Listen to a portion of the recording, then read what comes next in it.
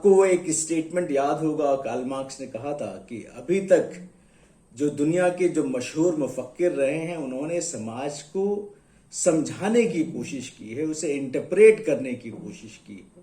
Point صرف interpret کرنا نہیں ہے بلکہ یہ ہے کہ اسے کیسے بدلا جائے۔ تو انہوں نے یہ سوچا کہ جو پوری سماج ہے اس کا کیندر کیا ہے، اس کا مرکز کیا ہے، اس کی دھری کیا ہے۔ تو اس نے کہا کہ جو سماج ہے، وہ سماج کی جو روح ہے وہ وہاں کے معاشیات میں چھپی ہوتی ہے۔ جو اکنامک اسٹرکچر ہے ایک سماج کا، جسے وہ موڈ آف پروڈکشن کہتے ہیں، کہ ایک پیداوار کا طرز کیا ہے، اور یہ موڈ آف پروڈکشن دو چیزوں پر قائم ہے۔ ایک کہ اس سماج میں میتھڈس آف پروڈکشن کیا ہے، کیسے پیداوار ہوتی ہے، کہ ایگریکلچرل سسٹم ہے، کہ انڈسٹریل سسٹم ہے، فیکٹری سسٹم ہے، یا کوئی اور سسٹم ہے۔ تو ایک میتھڈ آف پروڈکشن ہے۔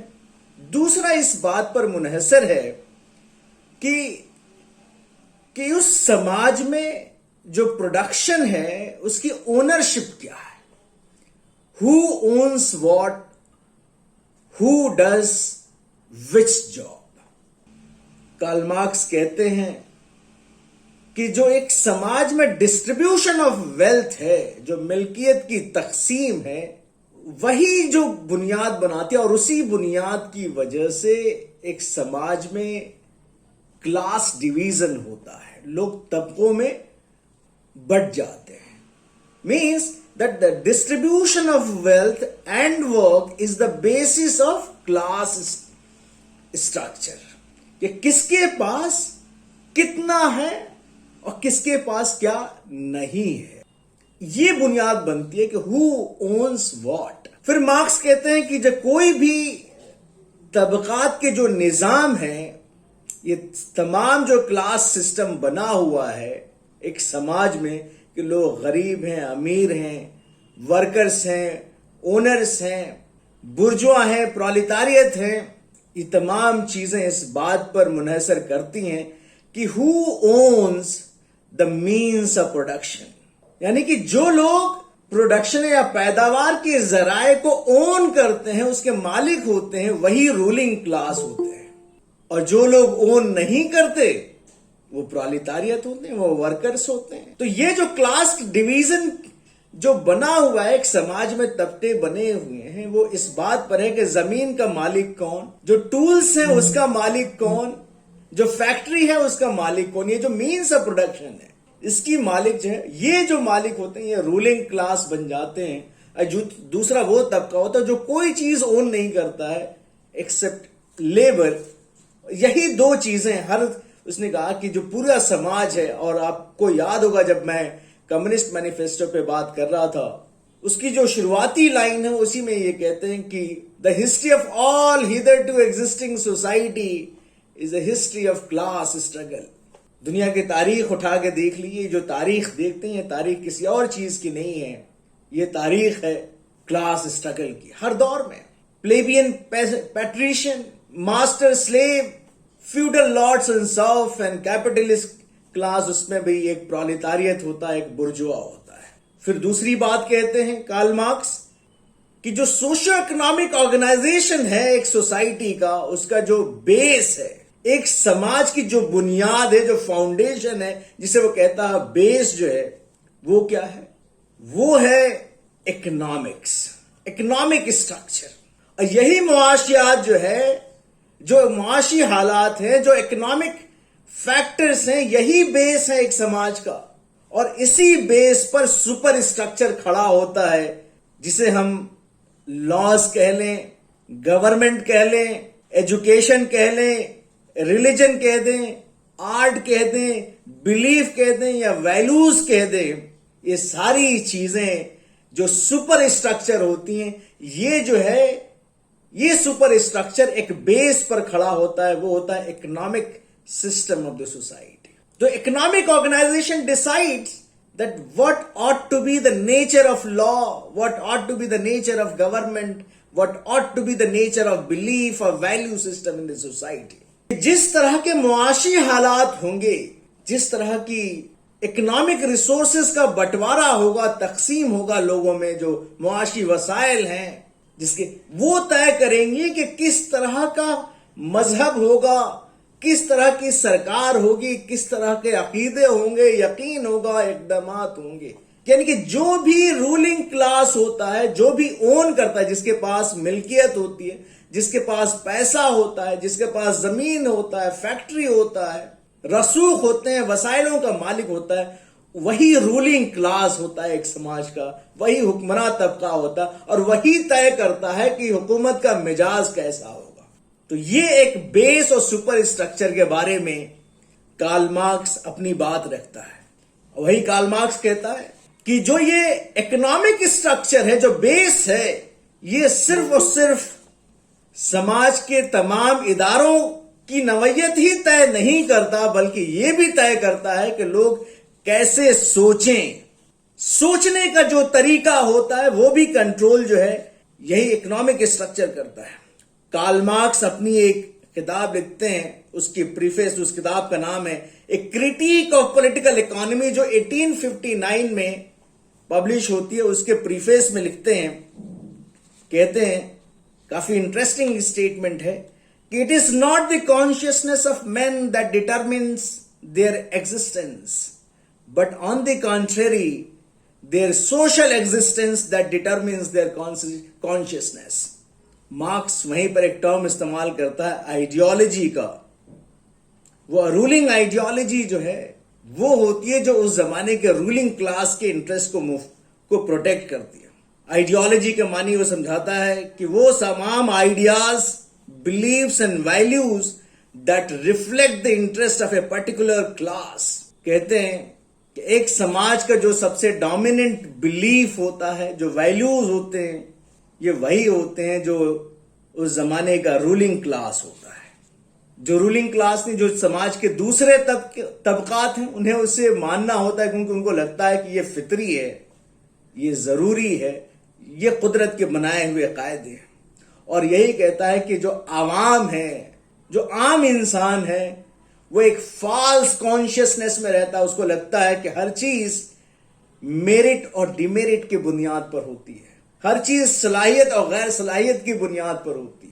یہ صلاحیتوں کی کمی کی وجہ سے نہیں ہوتی، بلکہ جو رولنگ طبقہ ہے اس نے اس طرح کے حالات بنا دیے ہیں کہ وہ مواقع برابر کے سب کو نہ ملیں.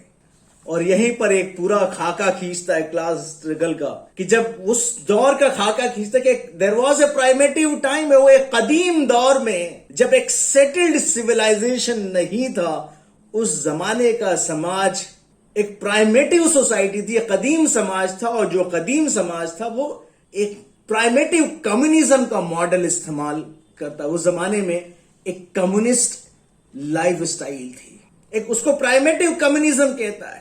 وہ کیا ہے؟ وہ کہتا ہے کہ اس زمانے میں جتنی بھی ملکیتیں تھیں، پراپرٹی تھا، وہ پراپرٹی جو ہے وہ property of every one, that property belong to the tribe. ساری چیزیں جو بھی ملکیتیں تھیں، پراپرٹی تھا جس کو آج ہم مانتے ہیں، وہ ساری چیزیں it was owned by the tribe, every one. Classical mode of production جو ہے، جو اکنامک ویوستھا، اکنامک نظام، ایک معاشی نظام قائم ہوتا ہے، وہ ماسٹر اور سلیو کی دنیا قائم کرتا ہے کہ ایک طرف ایک مالک ہوتا ہے، دوسری طرف غلام ہوتا ہے. کیونکہ مالک نے کچھ رسوخ بنا لیے تو وہ اس قابل ہو جاتا ہے کہ انسانوں کو غلام بنا سکے تاکہ وہ خالی زندگی جیے اور غلام سارا محنت کریں اس کے لیے. تو یہ ماسٹر سلیو ریلیشن شپ جو تھی، یہ بدل کر کے جب غلاموں کا انقلاب ہوتا ہے تو ایک فیوڈل سماج بدلتا ہے. اور یہ فیوڈلزم جو ہے بدلا، اور یہاں پر جو ہے جو صرف نے انقلاب کیا فیوڈل لارڈز کے خلاف، یہ بدل کر کے ایک کیپٹلسٹ لائف اور مورجوا موڈ آف پروڈکشن میں بدلا. مارکس نے اپنی انالیسس میں سب سے زیادہ جو فوکس کیا ہے وہ فیوڈلزم کیسے ٹرانسفارم ہوتا ہے کیپٹلزم میں، اس پر بات کرتا ہے. کہتا ہے کہ جس طرح سے فیوڈلزم کے دور میں کاروبار اور تجارت بڑھتا ہے، کاروبار اور تجارت بڑھنے کی وجہ سے شہر قائم ہوتے ہیں، بازار قائم ہوتے ہیں، اور یہ جب شہر قائم ہونے لگے، بازار قائم ہونے لگے، کاروبار اور تجارت میں ترقی ہونے لگی، تو ایک نئی کلاس ابھر کے آئی، ایک نیا طبقہ ابھر کے آیا جس کو کہتے ہیں مرچنٹ کلاس. اور یہی مرچنٹ کلاس جو ویپاری تھا، جو تجارت کر رہا تھا، اس کو کہتا ہے وہ برجوا ہے. جب یہ نئی رولنگ کلاس ابھر کے آنے لگی، مرچنٹ کلاس، تو انہوں نے اپنے ضرورت کے مطابق کتابیں، ناولز، سٹوریز لکھوانے شروع کیے، پینٹنگ کو فروغ دیا، تعلیمی نظام کو اس طرح سے بدلا تاکہ ان کی مفاد کو پورا کیا جا سکے. تو یہ جو چینج ہے فرام فیوڈلزم ٹو کیپٹلزم، یا کیپٹلزم کے بعد جو نیا کمیونزم آنے والا ہے، جس کو وہ تصور کرتے ہیں کارل مارکس، کہتے ہیں کہ ایک ڈائنامک ہسٹوریکل پروسیس ہے، اور اس کا جو لاجیکل کنکلوژن ہوگا اس بدلاؤ کا کہ ایک سماج جو ہے ایک کمیونسٹ سوسائٹی کی طرف موو کرے گی. So the final stage of the social development would be a communist society. اور اس سماج میں جو کیپٹلسٹ سماج ہے، جو پونجی وادی ویوستھا ہے، اس ویوستھا میں کیا ہوتا ہے؟ اس ویوستھا میں جو ویلتھ ہوتا ہے اس کو پروڈیوس کون کرتا ہے؟ چاہے وہ فیکٹریوں میں کام کر کے کار کون بنا رہا ہے؟ تمام فیکٹریز ہیں، تمام کمپنیز، اس میں کام کرنے والا کون ہے؟ وہ لیبر طبقہ، وہ پرولیتاریت، وہ ورکرز، وہ مزدور. وہ دن رات محنت کر کے ویلتھ کریٹ کرتا ہے اور پھر بھی غریب رہ جاتا ہے.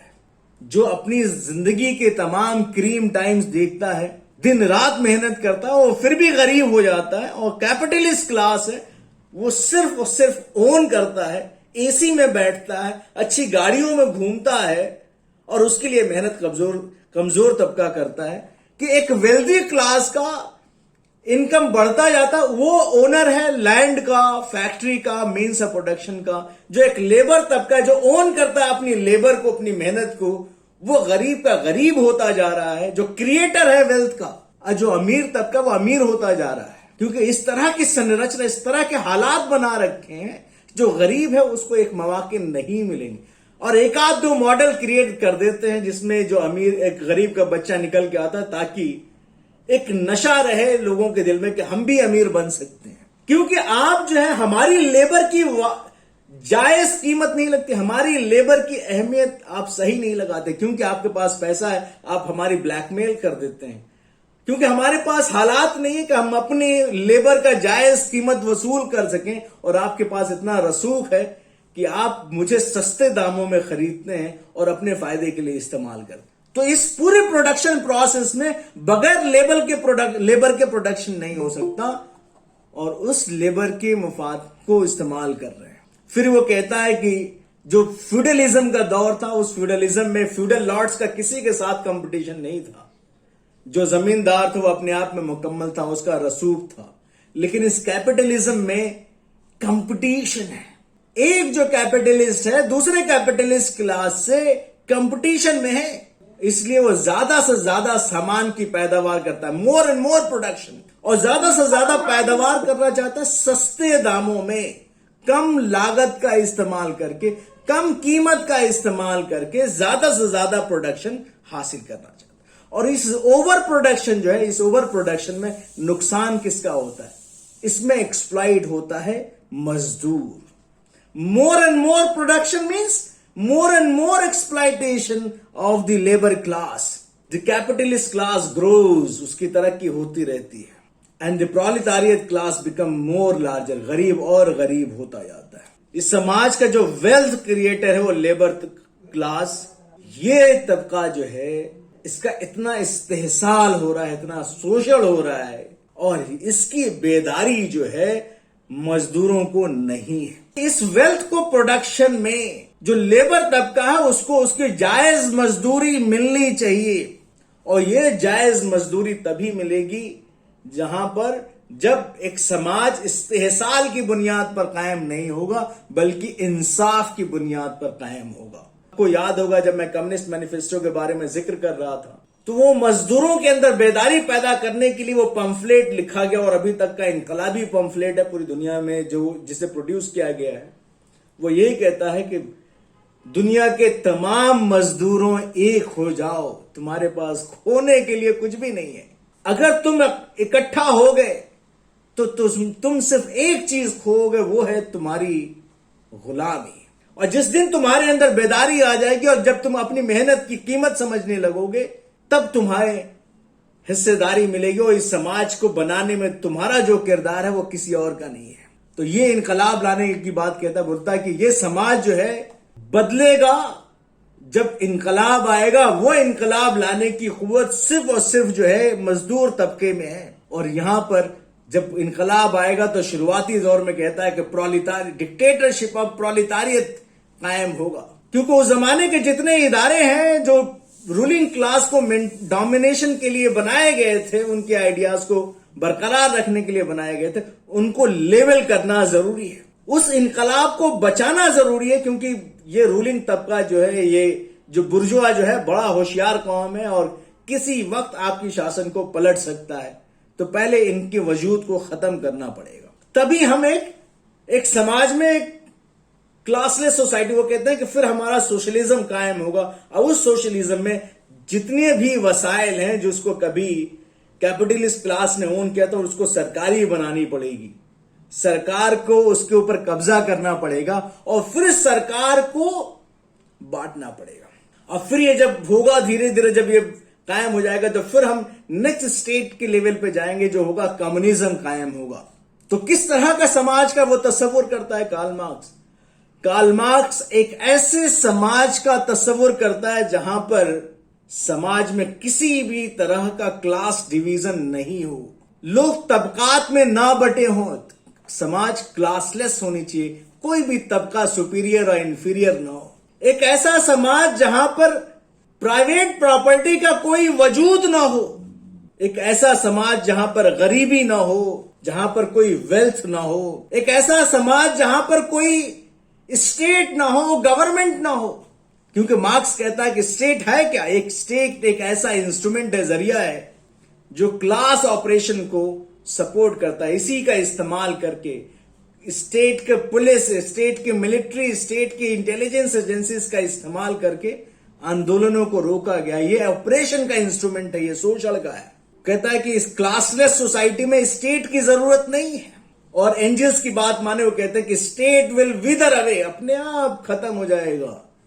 کمیونسٹ سوسائٹی میں جب یہ ساری چیزیں نہیں ہوگی تو وہ ایک ایسا سماج ہوگا جہاں پر کوئی آئیڈیالوجی نہیں ہوگی، کسی بھی طرح کا غلط نظریہ نہیں ہوگا، اور لوگ اپنی سماج کو ایسے دیکھ پائیں گے جس طرح کا سماج ہے، کوئی فالس کانشیس نہیں ہوگا، اور یہ ایک ایسا سماج ہوگا جہاں پر وسائل ضرورت سے زیادہ ہوں گی، ایبنڈنس ہوگا، بہت زیادہ ساری چیزیں ہوں گی۔ کیوں؟ کیونکہ جو اس زمانے میں جو پیداوار ہوگا وہ لوگوں کی ضرورت کے لیے ہوگا، ان کی لالچ کے لیے نہیں ہوگا، فائدے کے لیے پیداواری نہیں ہوگی، اور اتنا زیادہ ہوگا کہ کسی کی بھی ضرورت کو پورا کرنے کے لیے قائم ہوگا، ضروری ہوگا، انف ہوگا۔ اور اس لیے کہتا ہے کہ جب اس طرح کا سماج ہوگا تو اس کا ایک اصول ہوگا، اور وہ اصول کیا ہے؟ اس سماج کا اصول ہوگا کہ پیداواری کی نوعیت کیا ہوگی کہ from each according to his ability to each according to his need. ایسا سماج جہاں پر لوگوں کی جو قوت ہوگی، جو اس کی جو ایبلٹی ہوگی اس کے مطابق اور اس کی ضرورت کے مطابق چیزیں مل جائیں گی۔ جتنی ہماری قوت محنت اتنا ہماری حصے داری، جتنی ہماری محنت اتنی حصے داری، جتنی ہماری ضرورت اتنی ہمارا حق وسائل پر۔ دوسرے لفظوں میں اگر یہ بات کہیں کہ ہر انسان سماج کو بنانے میں کنٹریبیوٹ کرے گا، اپنی ٹیلنٹ کے مطابق، اپنے ہنر کے مطابق، اپنی قوت کے مطابق اپنے سماج کو بنانے میں ہر انسان کنٹریبیوٹ کرے گا۔ ہر انسان اپنی ضرورت کے مطابق جو چیزیں ہوں گی اس میں سے اپنا حصہ لے لے گا کامن اسٹاک میں، اور ایسے سماج میں ہر انسان اپنی ہنر کو بھی بنانے میں، اس کو ماہر کرنے میں اور زیادہ ہوگا، چاہے وہ اس کی فزیکل ٹیلنٹ ہو یا انٹلیکچوئل ٹیلنٹ ہو، اس کی پوری پرسنالٹی کا اوور آل ڈیولپمنٹ ہوگا۔ یعنی کہ انسان اپنی مقدر کا خود مالک ہوگا، اور یہی سماج ایک بہتر سماج ہوگا، ایک مثالی سماج ہوگا، ایک کمیونسٹ سوسائٹی ہوگی جو آئیڈیل ہے کارل مارکس کی نظر میں۔